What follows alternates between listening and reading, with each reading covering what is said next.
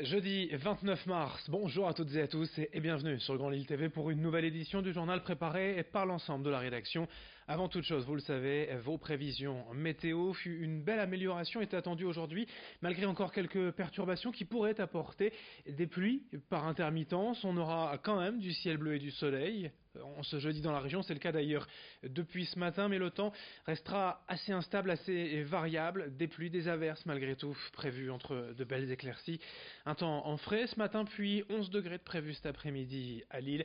Les prévisions complètes, bien sûr, vous le savez, après ce journal. L'actualité du jour, d'abord dominée par ces vives tensions entre jeunes à Lille depuis lundi, après des affrontements à la sortie d'une assemblée générale étudiante devant la fac de droit à Lille 2.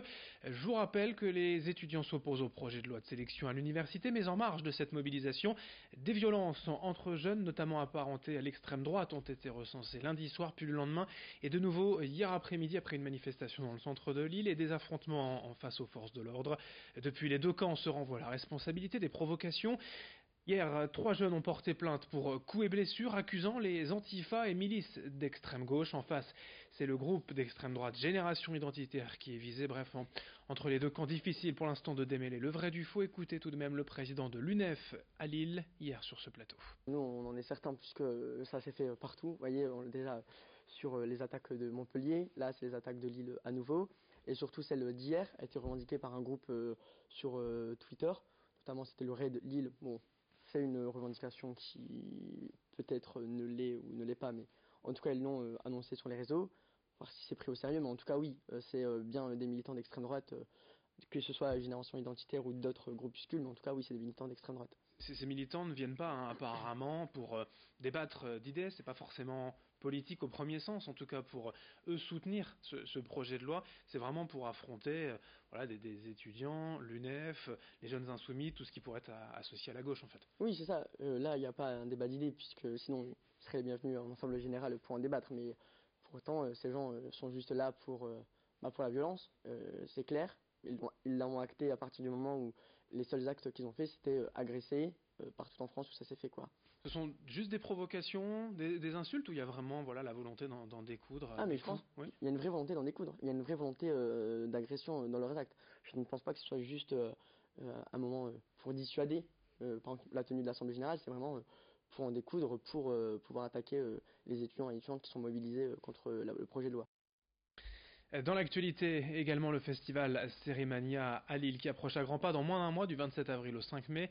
9 jours durant lesquels plus de 100 projections sont programmées, un rythme soutenu pour les amateurs du genre avec en prime des rencontres avec les acteurs et les réalisateurs, des expositions ainsi que des espaces d'animation. Il y aura d'abord une compétition officielle avec une dizaine de séries sélectionnées, mais aussi une catégorie série française, une série internationale, une série américaine et encore une compétition série culte.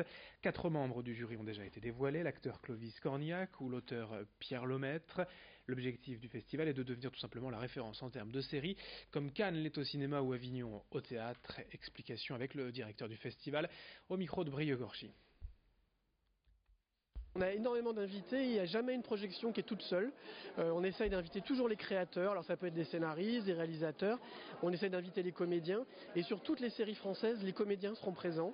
On fait venir même dans une nouvelle section qui s'appelle Fan Club, des comédiens très populaires. On aura Corinne Maziero, Can Merad, l'équipe des Petits Mœurs d'Agatha Christie, voilà, tous les jours l'équipe du Bureau des légendes qui viendra, et eux ils viendront expliquer pendant 1h30 c'est quoi leur travail, comment ils travaillent leurs personnages, on regardera des extraits.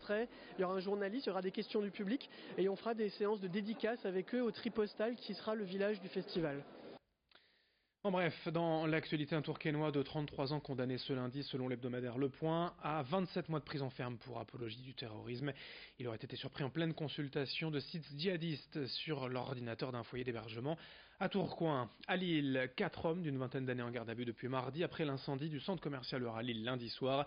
Le préjudice est estimé à près de 100 000 €. Ces 4 jeunes hommes sont soupçonnés d'avoir mis le feu à des chariots de supermarché en plastique. Dans cette édition et également en dernier week-end pour profiter du musée de la piscine avant 6 mois de fermeture pour des travaux de réaménagement. Le lieu qui accueille 200 000 visiteurs par an semblait est désormais trop petit. 2300 m² ont ainsi été créés, en plus des 7000 m² déjà existants, un tiers d'espace supplémentaire pour de nouvelles collections et une meilleure circulation. En attendant, il y a beaucoup de monde donc en ce moment à la piscine. Nombreux sont les nordistes à visiter une dernière fois le musée. Et ce week-end, pour finir, plusieurs événements sont prévus, notamment du cirque et de la pêche à la ligne.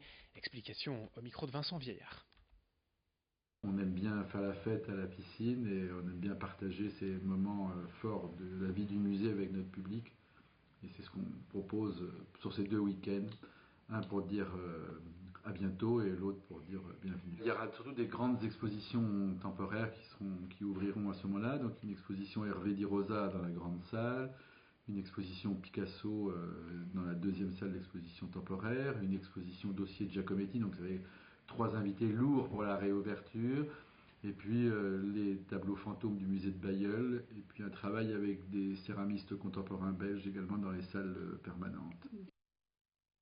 Allez, pour finir ce journal, le portrait du jour, celui de l'homme à tout faire de la métropole lilloise. Vous l'avez peut-être déjà croisé dans son estafette.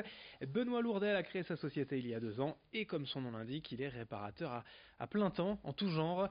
Durant la semaine, il s'occupe en moyenne d'une 20aine d'interventions. Il peut aussi bien raccorder des machines à laver, monter des meubles, effectuer de la plomberie ou installer des interrupteurs. Il se livre aussi parfois à quelques activités de décoration. Niveau tarif, ces demi-journées sont facturées à partir de 40 € l'heure. Lorsque les opérations sont plus longues et s'étalent sur plusieurs jours, il établit un devis. Brieux Gorchy l'a rencontré, on l'écoute. Réagir rapidement et résoudre les petits problèmes du quotidien, ça a un côté assez plaisant pour moi parce que c'est peut-être un peu prétentieux, mais il y a des moments où on a l'impression d'être un peu le sauveur. Voilà, c'est tout bête. Ce sont des choses qui ne sont pas compliquées pour moi en tout cas, mais réparer le tuyau qui fuyait dans la cuisine, remplacer le robinet qui goutte depuis des semaines, ça fait plaisir aux gens et c'est ce sourire-là à la fin de l'intervention qui fait partie des côtés agréables du travail. Fin de cette édition, merci à vous de l'avoir suivi. Sur Grand Lille TV, dans un instant, vos prévisions météo. On espère une légère amélioration, le retour du soleil en partie aujourd'hui, des températures stables et de saison. On fait le point dans un instant. Très belle journée à toutes et à tous, ensemble, bien évidemment, sur Grand Lille TV.